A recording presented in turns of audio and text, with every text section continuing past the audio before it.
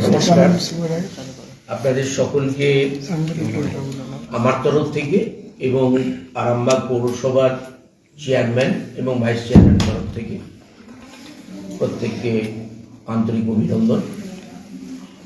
আমরা কদিন দেখতে পাচ্ছি বিজেপি তারা বিভিন্ন সংবাদ মাধ্যমে ইউটিউবের মধ্য দিয়ে আরামবাগ পৌরসভার একটি কাজের বিষয় নিয়ে এই পৌরসভাকে দোষী বা জনমানসের ভাবমূর্তি নষ্ট করবার চেষ্টা হচ্ছে। সেই বিষয় নিয়ে আমরা আজকে সাংবাদিক সম্মেলন করছি। বিষয়টা কিছু নয়, 16-17 বর্ষে এই আরামবাগকে গ্রিন সিটি তার আওতায় এনে আমাদের 11টা প্রাইমারি স্কুল এবং 33টা এসকেবি, সেখানেতে সোলার প্যানেল যার মধ্য দিয়ে বিদ্যুৎ পাবে এবং সেই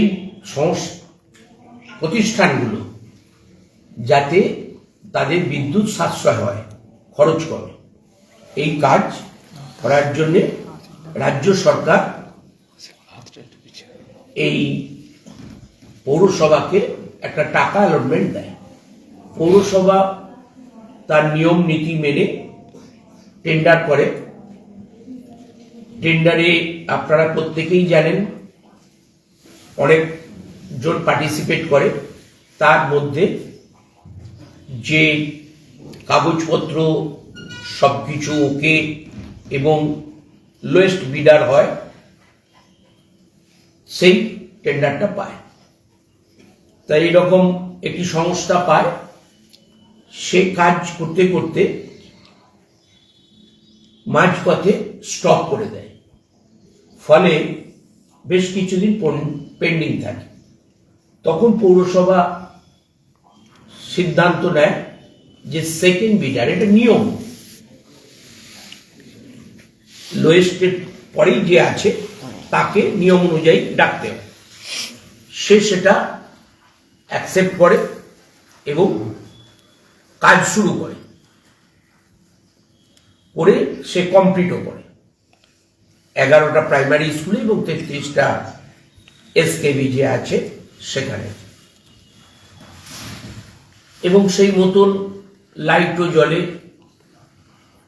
হঠাৎ দেখা যায় 1-1.5-2 বছরের মধ্যে যে বিদ্যুতের যে ফাংশনটা যে কনজাম করে সেখান থেকে তাদের বিদ্যুতের যে রিডিংটা এটা কম হওয়ার কথা, সেটা হচ্ছে না। তখন সেখানকার স্কুলের পরিচালন কমিটি বা কোনো কোনো স্কুলের টিচাররা এই পৌরসভাকে সেটা জানায়। পৌরসভার ডিউটি, যেহেতু টেন্ডার করে এই কাজ হয়েছে, তাহলে সেই যিনি টেন্ডার পেয়েছিলেন এবং পৌরসভার আধিকারিক যারা আছেন, বিশেষ করে ফিনান্সের এফও, তাকে বিষয়টা বলেন। তিনি তখন একটা চেয়ারম্যানকে বলেন, আপনি একটা বোর্ড গঠন করুন। বোর্ড গঠন করে সেই জায়গায় ইনকোয়ারি করুন এই আবেদন সঠিক কিনা। চেয়ারম্যান সাহেব সমীর দা উনি একটা বোর্ড করে দেন। তাতে বেশিরভাগই আধিকারিকরা ছিলেন, যে আধিকারিকদের মাধ্যমে কাজটা প্রথম টেন্ডার হয়েছিল এবং শুরু হয়েছিল, তাদেরকে রেখেছেন, এবং কাউন্সিলরদেরকে যে যে ওয়ার্ডে ওই প্রাথমিক বিদ্যালয় বা এসকেবিগুলো আছে সেখানকার কাউন্সিলরদেরকেও রেখেছেন। তারা পরিদর্শনে গিয়ে দেখে যে হ্যাঁ এটা বিদ্যুৎটা সাশ্রয় হওয়ার কথা, সেটা হচ্ছে না। আর ফিটিংসের কিছু ত্রুটি চোখে পড়ে, যেটা এই বোর্ডের আন্ডারে আসে। সেই মতন রিপোর্ট এই চেয়ারম্যানকে দেন ওই তদন্ত করার জন্য যে বোর্ড গঠন করেছিলেন। সেই রিপোর্ট অনুযায়ী উনি, যেহেতু এটা স্টেট গভর্নমেন্টের ফান্ড থেকে এসেছে, উনি যথারীতি আমাদের পুরো দপ্তর সেখানে এটা জানানোর পর এই বিষয়েতে একটা স্টেট লেভেলের ফিনান্সিয়াল অডিট হয়। আগেও অডিট হয়েছে, তারপরে এই অভিযোগটা আসার পর এই যে বোর্ড গঠন এবং গঠন করে সেটা পরিদর্শনের পর যে রিপোর্ট, তারপর পুরো দপ্তরকে জানানো একটা আসে। তারা কদিন ধরে পার্টিকুলার ওই ফান্ডটার উপর তারা সব কিছু এটা ইনকোয়ারি করেন। সেই ইনকোয়ারিতে 2-3টি পেপার বোধহয় মিসিং আছে, 2-3টি পেপার মিসিং আছে। তখন চেয়ারম্যানকে বলেন, উনি এফওকে ধরেন যে এটা তো আপনার তত্ত্বাবধানে সব কিছু কাস্টডি হওয়ার দরকার ছিল, তাই পেপারগুলো দেখুন। উনি সেখানেতে বলেছেন যে মিসিং হয়েছে, এটা তো নিশ্চিত দায় আমাদের, যেহেতু আমরা অফিস চালাচ্ছি, তা খুঁজে আমাদেরকে এটা দেখতে হবে। তো অডিটর তখন চেয়ারম্যান সাহেবকে বলেন, তবু আপনি যেহেতু এই প্রতিষ্ঠানটা গভর্নমেন্টের, আপনি এই প্রতিষ্ঠানের সর্বোচ্চ চেয়ারে বসে আছেন, আপনি থানাতে একটা জিডি করুন যে আমার এই পেপার মিসিং আছে। এগুলো অডিটররা বলতে উনি সেই জিডিটা করেছেন। তাহলে মিসিং হলো কিছু পেপার, সেখানেতে বিজেপি বা অন্যান্য বিরোধীরা তারা তজরূপের গন্ধ পাচ্ছে, তজরূপ হয়েছে, এই সমস্ত করে একটা প্রোপাগান্ডা ছড়াবার চেষ্টা করছে। এটা সর্বত মিথ্যা। তা সেই জায়গায় উনি চেয়ারম্যান হিসাবে এফওকে বলেছেন যে আপনি এই ফাইল খুঁজে দেখুন, যে 3টি পেপারের কথা ওনারা বলেছেন সেটাকে বার করুন, আর আমি অডিটরের কথা মতন একটা জিডি করে রাখলাম। এটা আইনের কথা, এটাই স্বাভাবিক। কোনো মানুষের ঘর থেকে কিছু যদি মিসিং হয়, সেটাও থানাকে একটা জিডির মাধ্যমে জানানো দরকার। সেটাই বর্তমান চেয়ারম্যান করেছেন। সুতরাং বিজেপি রং লাগাতে চাইছে যে বর্তমান পুরো বোর্ড আগের পুরো বোর্ডকে কোথাও অপদস্থ করছে, এটা একেবারেই মিথ্যা, বা এটা কোনো তছরূপের বিষয় নয়। এইটা জানাবার জরুরি দরকার ছিল। তাই আপনাদের মাধ্যমে এই আরামবাগবাসীকে আমরা সেটা জানালাম। সত্যটা, মিসিং পেপার যদি আমরা পাই, নিশ্চিতভাবে চেয়ারম্যান ভাইস চেয়ারম্যানকে আমরা বলবো, এইভাবেই সংবাদ মাধ্যমের মধ্য দিয়ে আমরা নিশ্চিত জিডিটাকে উইথড্র হয়ে যাবে। কারণ এগুলো হচ্ছে একটা প্রোটোকল, এগুলো করতেই হবে। তা বিজেপি যে নোংরা খেলা খেলে মানুষকে বলছে, এটা তীব্র নিন্দা করছি, বিরোধিতা করছি। রাজনৈতিকভাবে লড়াই করুক, রাজনৈতিক ইস্যু নিয়ে বলুক, সেক্ষেত্রে নিশ্চিতভাবে আমরা রাজনৈতিক লড়াই লড়ব। আজকে কেন্দ্রে এই বিজেপি 12 বছর প্রায় ক্ষমতায় আছে, একটা উন্নয়নমূলক কাজ বাংলার জন্য করেনি। বলল 15 লক্ষ করে দেব, একটা টাকাও কারণ হয়নি। বলে নোটবন্দি হলে যত উগ্রপন্থা ভারত থেকে সরে যাবে। নোটবন্দি হল 273 জন মানুষ লাইনে টাকা এক্সচেঞ্জ করতে গিয়ে প্রাণ দিল, কিন্তু উগ্রপন্থা বেড়ে গেল। ভারতবর্ষের মধ্যে ঢুকে ঢুকে মেরে দিয়ে যাচ্ছে, কোনো প্রতিকার হলো না।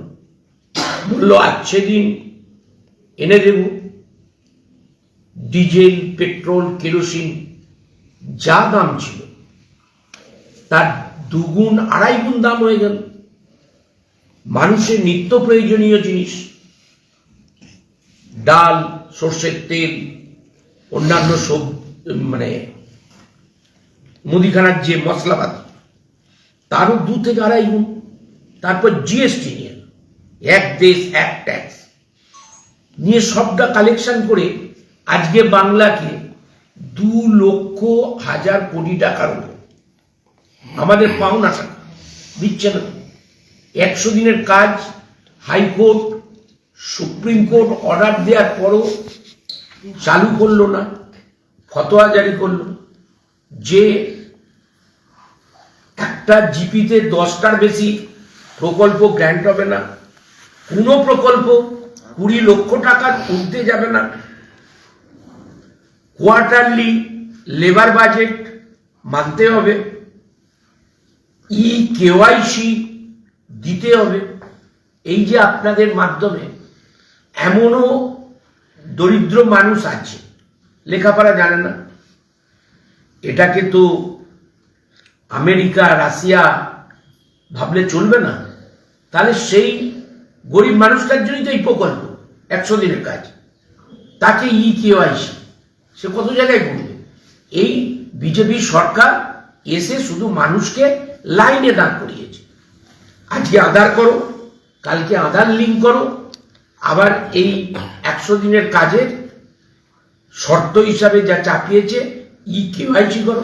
এই যে এসআইআর, এই এসআইআর এর মধ্যে কাল রাতে ওয়েবসাইটে দিয়েছে কাদের 25 সালের নাম ছিল, ইনুমারেশন ফর্ম পেয়েছে, ফিল আপ করে জমা দিয়েছে, ওনারা স্যাটিসফাইড নয়, তাদের নাম বাদ যাচ্ছে, সেইটা ওয়েবসাইটে দিয়েছে। এই ওয়েবসাইটে দেওয়ার পর আবার সেই মানুষগুলোকে তথ্য প্রমাণ সহকারে আবার লাইন দিয়ে জমা দিতে হবে। এখানে সেই মানুষগুলো প্রকৃত যারা, আমরা কোনো অপ্রকৃত ভোটারের জন্যে কোনো জায়গায় বলি না, প্রকৃত ভোটার যেন একটাও না বাদ যায়, সেই দিক নির্বাচন কমিশনার লক্ষ্য রাখে।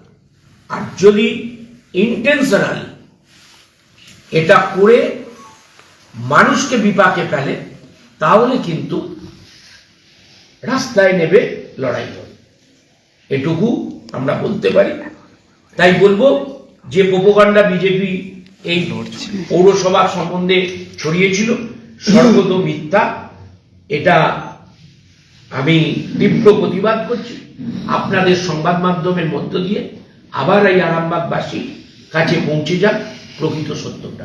নমস্কার। যে কাগজগুলো মিসিং হয়েছে, ওটা কি কোনো তথ্য প্রমাণ, তথ্য লোপাট করা হচ্ছে কোনো বিষয়?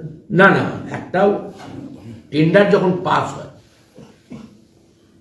কেউ যদি সেই টেন্ডারটা পায়, তার বিভিন্ন সাপোর্টিং পেপার দিতে হবে। তুমি এসে বলে দিলেই তো হবে না যে এটা অরিজিনাল।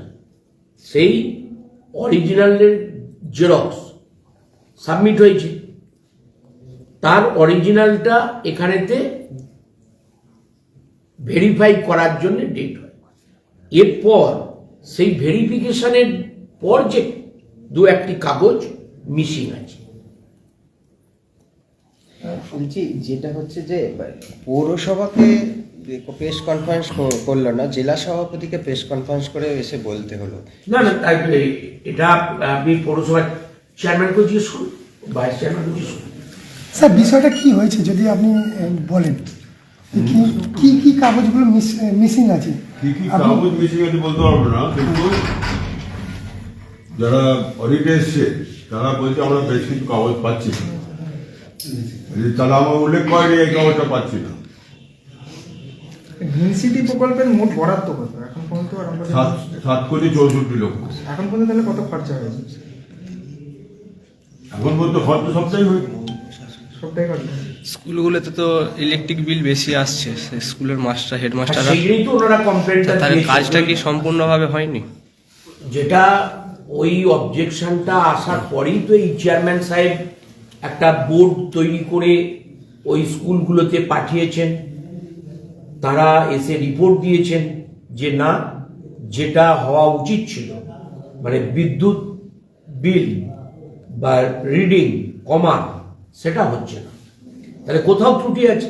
উনি তার জন্য একটা বোর্ড গঠন করে দিয়েছিলেন, এটা ওনারকে আমরা সাধুবাদ জানাচ্ছি যে এইভাবে। এবং তাতে আমাদের এই পৌরসভার যারা এফও বা অন্যান্য আধিকারিক আছে তাদেরকেও রেখেছিলেন। যে সোলার প্যানেলগুলো লাগানো হয়েছিল এগুলো বিভিন্ন স্কুলে এখন বেহাল চলছে না, এরকম অভিযোগ করেছে।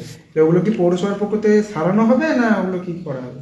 এখন এটা আমাদের পুরো দপ্তরকে উনি জানিয়েছেন, একটা অডিট হলো, অডিট তার একটা নোট দিয়েছে যে এই সেটা এফও সাহেব জানেন এবং চেয়ারম্যানকে বলেছেন এই কাগজ মিসিং আমরা পাচ্ছি না, আপনি একটা জিডি করুন। অফিস থেকে তো কাগজ আউট হওয়া উচিত নয়, উনি একটা জিডি করেছেন। এবার পুরো দপ্তর পুরোটা বিষয়টা জানানো আছে।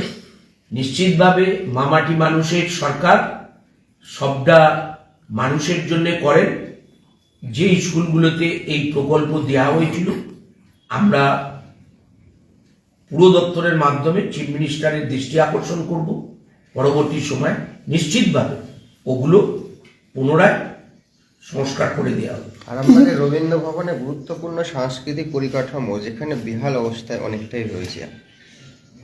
হ্যাঁ, এটা আপনারা বলেছেন, ওটা তৈরি হয়েছে বহুত দিন আগে এবং এখানে আপনারাও দেখেছেন নষ্টটা বিশেষত হয়েছে একটা রুই পোকা থাকে, যা আপনাদের এই এলাকায় বাস করলে যেখানেতে নদীমাতৃক জায়গা এই পোকাটা বেশি থাকে, এরা কাঠের সত্ত্বগুলো খেয়ে ফেলে, ওদের খাবারই ওটা। তো সেই ক্ষেত্রে ডেকোরেশনের ওই জিনিসটা নষ্ট হয়েছে, বাকি কনস্ট্রাকশনের যেটা সেখানে কোনো ক্ষতি হয়নি। তাই এটা পৌরসভা সিদ্ধান্ত নিয়েছে, আমাদের পুরো দপ্তরকে একটা অ্যালটমেন্ট চেয়েছেন ওনারা, সেটা পাস হলে নিশ্চিতভাবে রবীন্দ্র ভবন নতুনভাবে আবার ডেকোরেটিং এর কাজ। আমাদের পত্রিকার জন্য স্যারকে যখন জিজ্ঞাসা করেছিলাম যে এই রবীন্দ্র ভবনের বিষয়টা নিয়ে, তখন স্যার বলেছিলেন ফিরাদ হাকিম স্যারের সাথে কথা হয়েছে, তিনি বিষয়টা দেখছেন। ওইটা কতটা এগিয়েছে যদি আপনি একটু বলেন। উনি ফরওয়ার্ড করেছেন ইন্দ্রনীল সেনকে, বুঝলেন তো, পর্যটন দপ্তরকে উনি ফরওয়ার্ড করেছেন, কিন্তু বিভিন্ন ঝুট ঝামেলায় পুজো বাচ্চা এসব গেল, উনি সময় দিতে পারেননি। তো ওনার মাথায় আছে, উনি বলেছেন আমি যে কোনো দিন ওনাকে ডেকে নেব, আমাকে ডেকে নেবেন, এই অবধি হয়ে আছে। তবে আমরা এই সপ্তাহখানেক পরে আমি ভাবছি ইন্দ্রনীল সঙ্গে দেখা করব। দাদা, দেখা যাচ্ছে একদিকে পৌর মেলা, অপরদিকে 10 নম্বর ওয়ার্ডের কাউন্সিলর তুষার কারবা পদত্যাগের দাবি জানিয়েছেন, কি বলবেন? দেখো ভাই, কারো যদি অর্ধেক করার ইচ্ছে থাকে করবে, এটা বলার কি আছে? আমরা তো কোনো তাকে বাইরে বার করে দিইনি। দেখ, সেই ইচ্ছা প্রকাশ করেছে। আমি জেলার যেহেতু প্রেসিডেন্ট, ওনাকে ইতিমধ্যে বলেছি যে আপনার কোথায় অসুবিধা কি না সেটা দলকে জানান, বসুন, জানলে পরে যদি পৌরসভার বিষয়ে কিছু থাকে নিশ্চিত চেয়ারম্যান ভাইস চেয়ারম্যানের সঙ্গে ওনাকে নিয়ে বসুন, বা ওনার যদি শারীরিক বিষয় থাকে সেটা উনি করবেন, ওনার যদি পারিবারিক কোনো অসুবিধা থাকে উনি করবেন। ওনাকে অলরেডি আমি জানিয়েছি এই সপ্তাহে উনি আমাকে টাইম দেবেন, ওনাকে নিয়ে বসুন। কিছু স্কুলের হেডমাস্টার মশাইয়ের সাথে কথা বললাম যারা দায়িত্বে আছেন কমিটির সাথে, তাদের বক্তব্য যে সোলার প্যানেল লেগেছে, সব লেগেছে, তারপরেও আমাদের মানে যতটা দরকার আমাদের ইলেকট্রিকের বিলটা সেভাবে হচ্ছে না, বেশি আসছে। এই ব্যাপারটা নিয়ে কোনো মাথা ব্যথা কারোরই নেই। এই বিষয়গুলো যদি আপনারা কি নতুনভাবে কিছু ভাববেন যে সরকারি বিএসকে যেগুলো আছে কিংবা স্কুলগুলো যেগুলো আছে সেইগুলোর যাতে ইলেকট্রিক বিলটা কম আসে, কিংবা তাদের নেক্সট অনেক টাকায় electric bill আসছে, তো সেই জায়গায় পরিকল্পনা কি আছে আপনারা স্কুলের কি বাঁচতে ভাবছেন? মাথা ব্যথা যদি না থাকতো তাহলে আজকে এই অডিট টিম আসতো না। অডিট টিম এসছে শুধু কি হয়েছে দেখার জন্য, তারপর ঠিক হবে কি করতে হবে, কে করবে, এটা ফাইনালাইজ হবে এনারা ফিরে যাওয়ার পর। কাজে আমাদের সবই মাথায় আছে, মাথা না থাকলে আজকে দুবার অডিট হয়ে গেল, আজকে ফিনান্সের অডিট এসেছে, এরা ফিরে গিয়ে একটা রিপোর্ট দেবে, সেই রিপোর্টের ভিত্তিতে আবার কাজ হবে। সে যদি বলে যে সেই ঠিকাদারকে বলবে তুমি সরিয়ে দাও, সরাতে হবে, আর যদি বলে অন্য কোনো কাউকে দায়িত্ব নেবে। নতুনভাবে ফিনান্স আশা করছি অ্যালটমেন্ট দেবে, দিয়ে ওগুলোর যে ত্রুটি বিচ্যুতি ছিল সেই এজেন্সিকে ধরবে যেগুলোকে করো, আর নাহলে নতুন করে হবে। বিরোধীরা বলছে যে এই প্রকল্প নিয়ে শাসক দলের মধ্যে একে অপরকে দোষারোপ করছে, এটা কি প্রকৃত কোনো তদন্ত হবে? বলছি সেইটার জন্যই তো আজকে আপনাদের ডেকে আমরা বললাম, বিরোধীরা অপপ্রচার করছে যে তারা দুর্নীতি হয়েছে বলে বলছে। এই কথাটাকে আমরা কোনোভাবেই প্রাধান্য দিচ্ছি না। তার জন্যই আপনাদের মাধ্যমে আরামবাগবাসীকে প্রকৃত জিনিসটা কি সেটাকে তুলে ধরলাম। বিজেপি সবসময়ই বলে, ওরা যা পারে তাই বলে, তো সেই জায়গায় ওদের বলাতে কিছু নয়, কিন্তু প্রকৃত জিনিসটা আরামবাগবাসীর কাছে যাতে পৌঁছায় সেই জন্য আপনাদের এই মাধ্যম দিয়ে আজকের আমরা এই বৈঠক করলাম। চেয়ারম্যান সাহেব বললেন যে গ্রিন সিটির জন্য যে বরাদ্দ টাকাটা ছিল সেগুলো সব খরচা হয়েছে। আপনি কি মনে করেন যে আরামবাগ গ্রিন সিটি হয়েছে?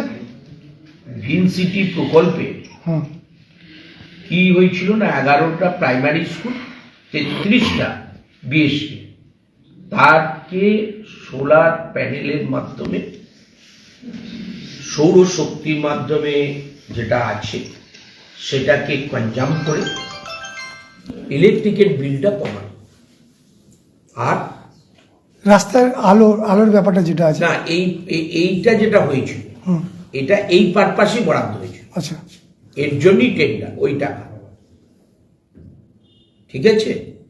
পরবর্তী পাড়ার সমাধান পৌরসভাতে হয়েছে, সেখানে যে আইটেমগুলো দেওয়া আছে তার ভেতর ইলেকট্রিসিটি অর্থাৎ পোস্টে লাইট, হাইমাস এগুলো আছে। সুতরাং এই পাড়ার সমাধানটা মিটতে দিন, দেখবেন এই পৌরসভার সব ওয়ার্ডে, আমি 100% না করতে পারলেও অন্তত 90% জায়গা এই আলোকিত অবস্থায় হবে। শেষ প্রশ্ন, স্যার বললেন যে তদন্ত হচ্ছে, অডিট কমিটি রিপোর্ট জমা দেবে। যদি রিপোর্টে কোনো রকম ত্রুটি বিচ্যুতি পাওয়া যায় কিংবা তার বিরুদ্ধে যারা দোষী আছে তাদের বিরুদ্ধে কি শাস্তির ব্যবস্থা হবে? এটা সম্পূর্ণভাবে পুরো দপ্তর, ঠিক আছে, হ্যাঁ, তাদের মাধ্যম দিয়েই এই অডিট হয়েছে। যদি কোথাও অসুবিধে থাকে নিশ্চিত দপ্তর তার ব্যবস্থা নেবে। ধন্যবাদ।